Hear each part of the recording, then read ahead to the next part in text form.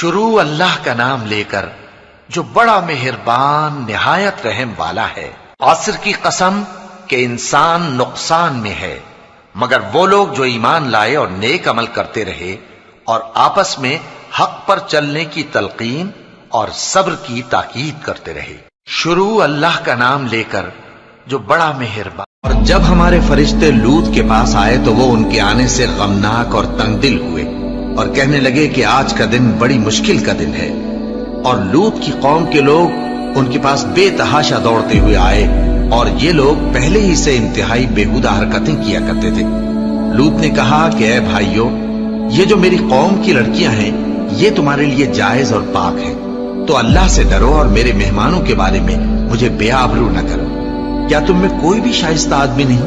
وہ بولے تم کو معلوم ہے کہ تمہاری ان بیٹیوں کی ہمیں کچھ حاجت نہیں۔ جو لوگ پرہیزگار ہیں جب ان کو شیطان کی طرف سے کوئی وسوسہ پیدا ہوتا ہے تو چونک پڑتے ہیں اور دل کی آنکھیں کھول کر دیکھنے لگتے ہیں